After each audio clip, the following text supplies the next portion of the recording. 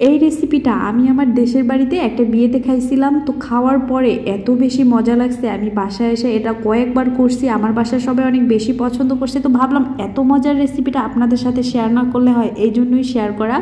আর এটা কিন্তু ভাত, পোলাও, তারপরে রুটি, পরোটা সব কিছু দিয়ে ভালো লাগে। তো আমি গরম ভাতের সাথে কিন্তু রান্না করার সাথে সাথেই বসে গিয়েছি, দেখে বুঝতে পারছেন। আর ব্রয়লার মুরগি কিন্তু সবাই আমরা বাসায় কম বেশি আনি, দেখা যায় মুরগির হাড্ডিগুলো থেকে যায়। তো ওইগুলো এখন থেকে এভাবে করে রান্না করে খেয়ে দেখবেন, যারা পছন্দ করে না তারাও করবে। তো প্রথমে আমি ওইগুলোকে পরিষ্কার করে রেখে তারপরে মুগ ডাল নিয়েছি। ডালটাকে আমি ভেজে 15 মিনিটের জন্য ভিজিয়ে রেখে দিয়েছি। তারপর আমি রান্নার জন্য একটা হাঁড়ির মধ্যে একটু বেশি পরিমাণে পেঁয়াজ দিয়েছি, আর তেলটাও একটু বেশি পরিমাণে দিতে হবে। তারপরে গোটা কিছু গরম মশলা দিয়ে পেঁয়াজটা হালকা একটু নরম হয়ে আসলে এর মধ্যে আমি হলুদ, মরিচ, লবণ, গরম মশলা গুঁড়া, ধনিয়া, জিরা গুঁড়া সব কিছু দিয়ে মশলাটাকে সুন্দর করে কষিয়ে নিব। একটু ভেজে নিয়ে তারপর পানি দিয়ে তারপর দিয়ে দিলাম আদা রসুন বাটা। আর আদা রসুন বাটাটাও একটু বেশি পরিমাণেই দিতে হবে। আর দিয়ে দিলাম একটা টমেটো, পরিমাণ মতো লবণ। এরপর পানি দিয়ে সব মশলাটাকে একটু সুন্দর করে সময় নিয়ে কষিয়ে নিব।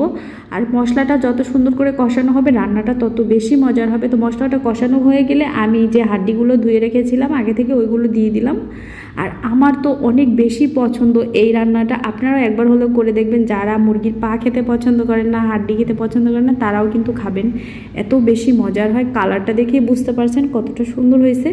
তো এরপরে হাড্ডিটাকে ভালোভাবে মিশিয়ে তারপর কষিয়ে নিব একটু সময় নিয়ে। আর এর মধ্যে কিন্তু আমি কোনো পানি দিইনি। এবার ঢাকনা দিয়ে এটাকে কিছুক্ষণ রান্না করে নিব। তো অনেকক্ষণ রান্না করে নেওয়ার পরে কিন্তু এর থেকে অনেকটা পানি বের হয়েছে, নেড়ে চেড়ে এখন কিন্তু মোটামুটি হাড্ডিটা হয়ে গিয়েছে। যেহেতু ব্রয়লার মুরগি বেশি রান্না করলে কিন্তু গলে গলে যাবে। তারপর আমি ভিজিয়ে রেখেছিলাম যে ডালটা, ওইটা দিয়ে তারপর এখন একটু হালকা একটু নেড়ে চেড়ে নিব। তো সব কিছুর সাথে মিশিয়ে নেওয়ার পরে এখন আমি পরিমাণ মতো পানি দিয়ে দিব।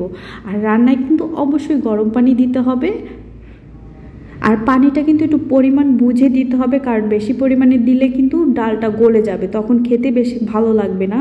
তো এরপর পানি দিয়ে ঢেকে কিছুক্ষণ রান্না করার পরে কিন্তু মোটামুটি আমার এটা সিদ্ধ হয়ে গিয়েছে। আর তরকারিটা হয়ে গিয়েছে, মানে এখন ডালটা সিদ্ধ হলেই হয়ে যাবে তরকারিটা। আর হাড্ডিটা কিন্তু আগেই কষানোর মধ্যে সিদ্ধ হয়ে গিয়েছে। এখানে আমি শেষের দিকে আর একটু ভাজা গরম মশলা আর দিয়ে দিলাম একটু ভাজা জিরার গুঁড়া। এটা শেষের দিকে দিলে কিন্তু অনেক বেশি মজার হয়। তো দিয়ে এটাকে নেড়ে চেড়ে মিশিয়ে আরও 2-1 মিনিট রান্না করার পরে আমার ডালটা কিন্তু হয়ে গিয়েছে, দেখেই বুঝতে পারছেন।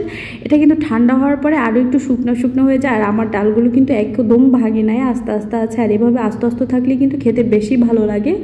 তো আমার এই রান্নাটা কিন্তু হয়ে গিয়েছে, দেখেই বুঝতে পারছেন এটা কতটা সুন্দর হয়েছে। খেতেও কিন্তু ভীষণ মজার।